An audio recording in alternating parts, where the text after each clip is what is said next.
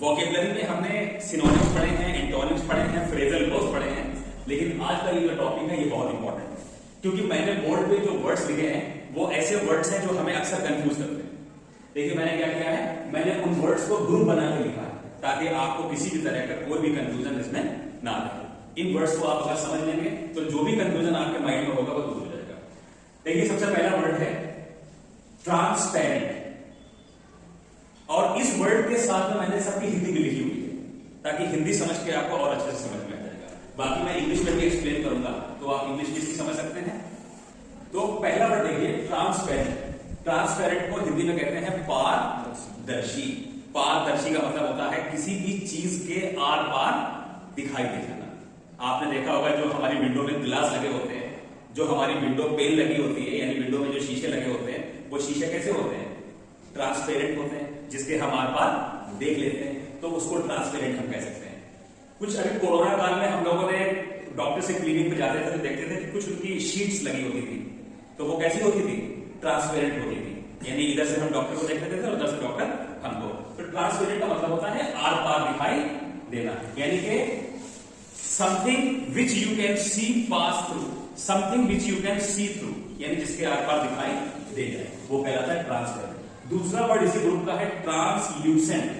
अब देखो थोड़ा सा फर्क आ जाएगा, वो पारदर्शी था, ये क्या हो जाएगा? अर्धपारदर्शी, यानी इसमें आर पार आपको साफ साफ दिखाई नहीं देगा बल्कि धुंधला दिखाई देगा। आपने देखा होगा कुछ बाथरूम्स में जो बहुत अच्छे घर देखे होंगे उनमें कुछ ग्लास लोग ऐसे लगाते हैं जिसमें हमें ये तो समझ में आता है कि उस पर कोई नहा रहा है या कोई कुछ काम कर रहा है, लेकिन साफ साफ दिखाई नहीं देता है। होते हैं ऐसे शीशे, ऐसे आपने शीशे देखे होंगे। यानी अर्धपारदर्शी मतलब ये होता है something that you can see through partially, यानी आंशिक रूप से आपको दिखाई देगा कि कोई उस पार है, लेकिन आपको उसका चेहरा समझ में नहीं आएगा। तीसरा देखिएगा ओपेक। ओपेक का मतलब होता है अपारदर्शी, यानी कि जिसके आर पार आपको बिल्कुल भी दिखाई ना दे। Something that you can not see through, यानी बिल्कुल आर पार दिखाई देगा। जैसे ये वॉल है हमारी क्लासरूम की, तो क्या आपको वॉल के आर पार दिखाई दे रहा है कौन जा रहा है कौन आ रहा है? नहीं दिखाई दे रहा है, तो उसको हम किस कैटेगरी में रखेंगे? ओपेक की कैटेगरी में रखेंगे। तो ये तीन वर्ड जो है ये हालांकि साइंस में बहुत यूज होते हैं, लेकिन हमारी इंग्लिश वोकेबलरी में भी बहुत ये इंपॉर्टेंट है। Transparent, translucent and opaque. Understand? Well, number 2 देखिएगा थीस्ट। नेक्स्ट है थीस्ट। थीस्ट को हिंदी में कहते हैं आस्तिक, यानी one who believes in God. ऐसा व्यक्ति जो ईश्वर पे क्या रखता है? अपनी आस्था रखता है, अपना विश्वास रखता है, उसका ये मानना है कि ईश्वर है, उसको हम क्या बोलेंगे? थीस्ट कहेंगे, हिंदी में आस्तिक कहेंगे। और इसी का ऑपोजिट हो जाता है अथीस्ट। इसमें ए लग जाता है तो ये हो जाता है अथीस्ट। अथीस्ट को हिंदी में कहते हैं नास्तिक, यानी कि one who does not believe in God. ऐसा व्यक्ति जो ईश्वर पे विश्वास नहीं रखता है। और इसी सीरीज का तीसरा वर्ड देखिए, ये बहुत इंपॉर्टेंट है, एग्नोस्टिक। ये ना तो थीस्ट है ना अथीस्ट है बल्कि एग्नोस्टिक है।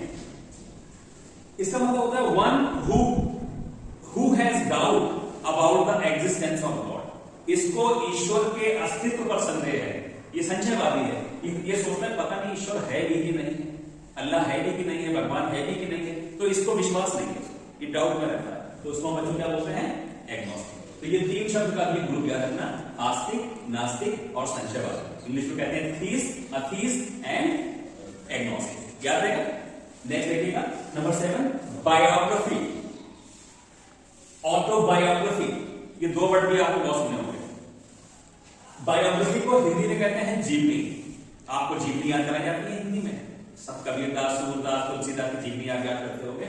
यानी कि किसी भी व्यक्ति के जीवन की कथा, उसने अपने पूरे जीवन में कहां से शिक्षा ली है, कौन उसके माता पिता थे, कब उसका जन्म हुआ था, कहां तक उसने कौन कौन सी उपलब्धियां हासिल की हैं, कौन कौन से रिवॉर्ड अवार्ड मिले हैं, वो सारी चीजें जिसमें आती है बच्चों बायोग्राफी में आती हैं। हिंदी में जीवनी कहते हैं, इंग्लिश में कहते हैं a life account written by somebody else.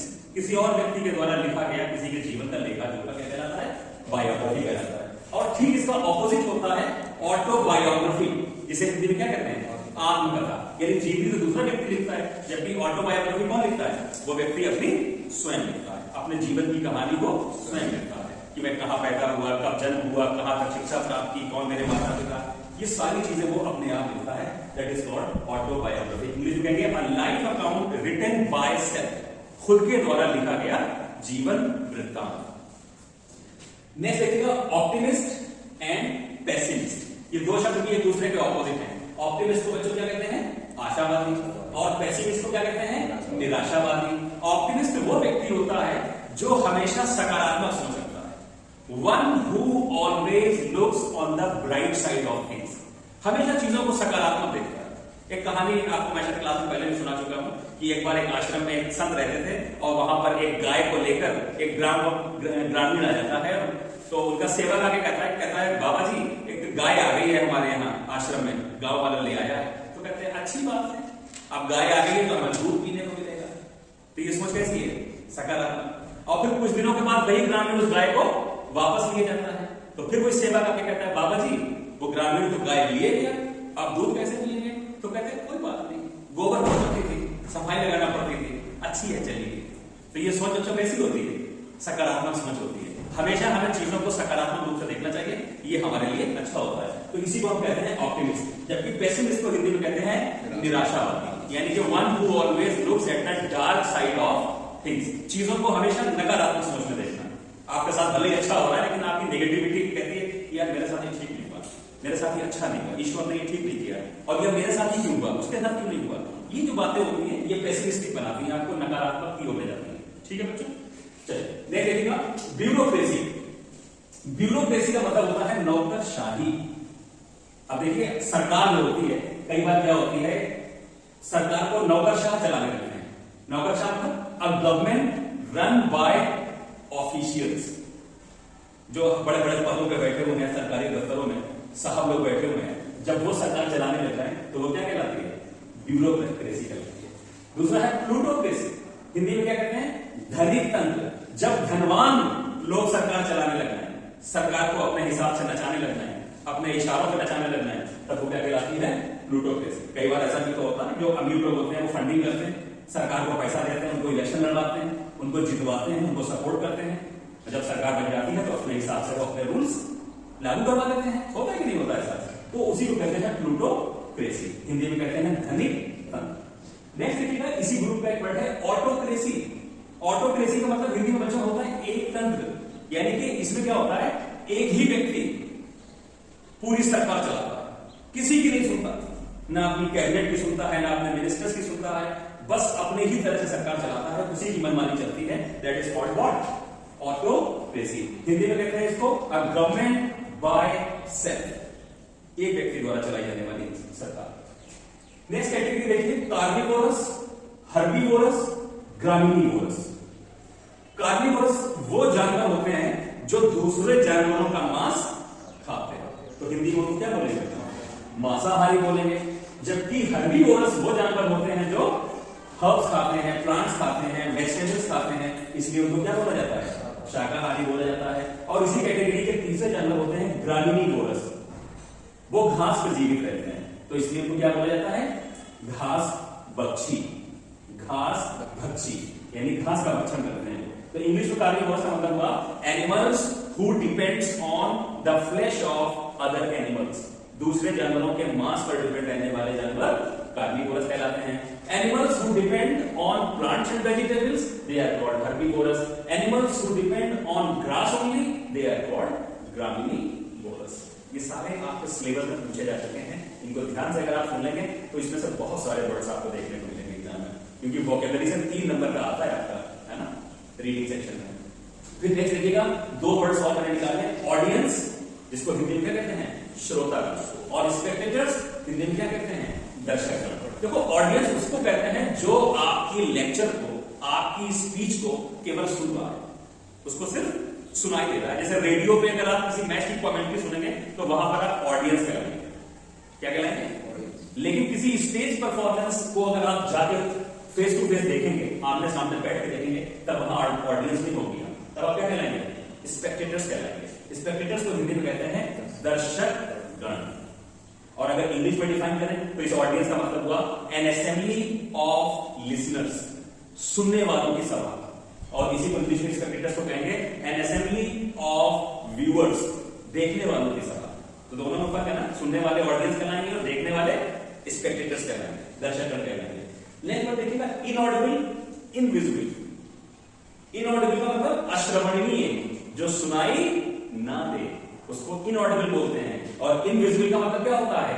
अदृश्य, जो दिखाई ना दे उसको इनविजिबल कहते हैं। इनऑडिबल का मतलब अश्रवणीय, यानी जिसको सुनाई ना दे, और इनविजिबल का मतलब अदृश्य, जो हमें दिखाई ना दे। इंग्लिश में बोलेंगे something that can not be heard, जो सुनाई ना दे। Invisible means something that can not be visible, यानी जो हमें दिखाई ना दे। बच्चे नहीं देखिएगा 21, इसको बोलते हैं बच्चों फेमाइन, और इसको बोलते हैं ड्रॉट। वर्ड का सही प्रोनाउंसिएशन भी बहुत इंपॉर्टेंट होता है। फेमाइन को हिंदी में कहते हैं अकाल या फिर भूखमरी। ये वर्ड तो आपने सुने होंगे, फेमाइन ना सुना हो लेकिन अकाल और भूखमरी तो सुना होगा आपने। तो फेमाइन यानी अकाल या भूखमरी, इसका मतलब ये होता है जब किसी क्षेत्र में सूखा पड़ जाता है, अनाज नहीं उगता, पानी नहीं बरसता है, तो वहां पे फेमाइन यानी भूखमरी की स्थिति है।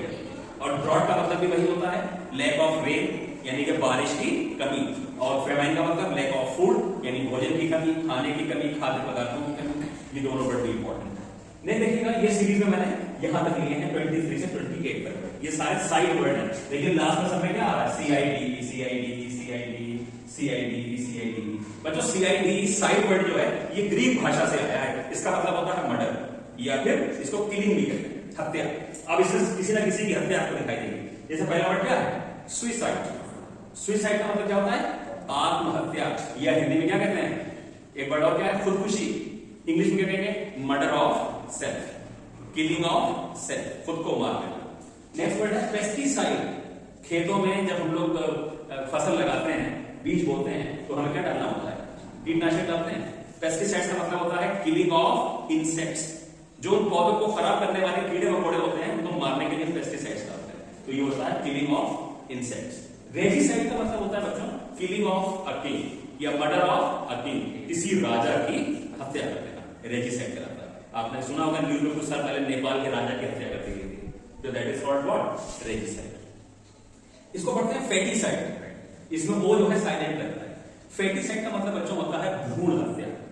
जो गर्भवती महिला के पेट में जो भ्रूण होता है, जो बच्चे का रूप ले रहा होता है, कई बार क्या होता है आपने देखा होता है उसका अबॉर्शन करा दिया जाता है, हो जाता है ना, अबॉर्शन करके उसको पेट में मार दिया जाता है, तो उसको बच्चों भ्रूण हत्या कहते हैं, या इंग्लिश में क्या कहते हैं? फेटिसाइड। लेकिन वही बच्चा अगर पैदा हो जाए और पैदा होने के बाद मार दिया जाए तो क्या कहलाएगा? इन्फेंटिसाइड कहलाएगा, जिसको हिंदी में कहते हैं शिशु हत्या।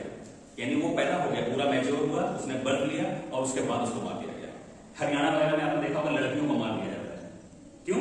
क्योंकि वहां पर लड़कियों को दूसरी निगाह से देखा जाता है, मतलब उनको लगता है कि हमें लड़की, हमारे खुद को लड़के की जरूरत है, लड़की नहीं चाहिए, तो उसको मर्डर कर देते हैं, मार देते हैं। तो उसमें दो तरह के मर्डर होते हैं, एक तो फेटिसाइड होता है और एक इन्फेंटिसाइड होता है। तो ये दो तरह के, ये भ्रूण हत्या काफी मतलब आपने देखा होगा, ये आम है। नेक्स्ट वर्ड है जर्मिसाइड, किलिंग ऑफ जर्म्स या मर्डर ऑफ जर्म्स, यानी कि जर्म जो होते हैं वो कीटाणु होते हैं, कीट से भी छोटे छोटे पतंगे होते हैं, कीटाणु होते हैं, मैंने लिखा कीटाणु नाशक। तो यानी कि जर्मिसाइड जो है वो जर्म्स को मारते हैं, किलिंग ऑफ जर्म्स, कीटाणुओं का नाश करते हैं। समझ में आ गया?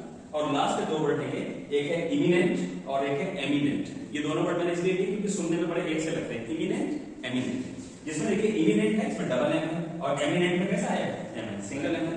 तो इमिनेंट का मतलब होता है हिंदी में अवश्यम भावी, ऐसा कार्य जो होकर रहेगा, जिसे कोई भी टाल नहीं सकता, कोई नहीं टाल सकता, होकर रहेगा, होने ही वाला है, अवश्यम भावी है, यानी कि अबाउट टू हैपन इंग्लिश में कहते हैं। और एमिनेंट का मतलब होता है फेमस, प्रसिद्ध, ख्याति प्राप्त। ठीक है, तो जैसे इसको भी हम लोग बोल सकते हैं एमिनेंट को कि our prime minister Modi is an eminent leader of the world. हमारे प्रधानमंत्री मोदी जी जो हैं वो पूरे विश्व के एक प्रसिद्ध नेता, ना सिर्फ इंडिया को लीड कर रहा है बल्कि पूरे विश्व को लीड कर रहा है। तो ये बच्चों 30 वर्ड्स ही हम लोगों ने पढ़े, और ये 30 वर्ड्स बहुत यूजफुल है यूपी बोर्ड एग्जाम के लिए, आपकी वॉकअप के लिए। ये जरूरी नहीं है कि वन वर्ड सब्स्टिट्यूशन में ही है, हो सकता है या कुछ सिनोनिम में दिखाई दे जाए, एंटोनिम में दिखाई दे जाए, कहीं ना कहीं दिखाई देगा, रिफ्लेक्ट तो होगा। ये मेरा वादा है, आप इसको अच्छे से तैयार करिएगा। आज के लिए इतना ही, कल हम लोग फिर एक नए टॉपिक के साथ मिलेंगे।